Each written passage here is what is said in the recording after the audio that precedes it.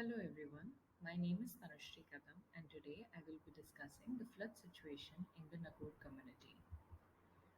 My presentation will go over the brief introduction of the community and my issue statement. I will then be discussing my design proposal, inspiration and the materials I have considered for my design. Nagaur community is situated 650 kilometers southeast of Darwin and faces a flood season for about 3 to 4 months. During this period, the community is cut off from the rest of the world. Local schools and childcare centers are used as shelters. Infrastructure within the community is functional yet limited, and in case of any serious medical emergency, evacuation is required. I am focusing on the issue of mobility of the people in and around the community. Due to floods, supply of food and other products otherwise available at the local general store is cut off. In such situations, the weather is not favorable as well, which delays air assistance. My proposed solution for this issue is a flat pack raft that carries 4 people at a time. These rafts would be stored in number at the pre-decided gathering points for floods. More experienced members of the Yugalmungi Corporation would use them to conduct small-scale rescue operation until help arrives. The raft is made up of two different parts: the body, which is made of polypropylene sheet, and the wooden platform made using planks from the gum tree. The platform provides protection to the raft's bottom from the debris floating in the water. It also provides more surface area for the people traveling to balance while sitting down. The bow of the raft is covered and would be used for storage, while the open area would be occupied by people for seating. The holes on the side of the boat will be used to keep the telescopic paddles in place.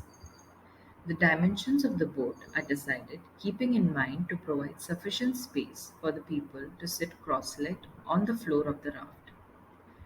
As the current of the water might be strong, it would be safer for people to sit inside the raft.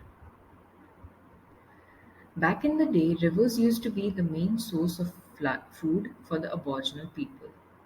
My first inspiration was a bark canoe made by the people from the bark of gum tree. These canoes were made using a similar process that is today known as steam bending. The main focus of my design is it should be lightweight for people to carry it around easily, and it should have some cultural connection for the people to relate to. I used origami, which allowed me to make this raft flat pack and stackable. My initial explorations were to figure out the form which had a flat bottom and a partial covering which would be easy to handle and maneuver in shallow waters. After finalizing the form, I played around with the folds to get the easiest way to fold and unfold the raft. Obviously, I also had to make sure not to repeat the drowning scene from Titanic. So, I put some of my mock-ups of the raft into the water. Sadly, very few survive the stagnant water of my tub.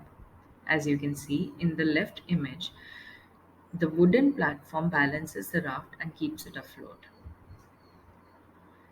The materials I have considered for the raft are polypropylene for the body and gum tree for the wooden platform. The main reason I considered polypropylene is because it is flexible enough to manufacture living hinges that bend over 360 degrees. Living hinges are what you see on your ketchup bottle caps that retain their shape once you have squeezed out all the ketchup. As the Aboriginal people used the bark of the gum trees to make their canoes in the past, it seemed fit to use it for the raft as well. The wood of this tree is considered to be hard and the trees are locally available in abundance. Thank you for watching my presentation. I hope you have a sparkling day ahead.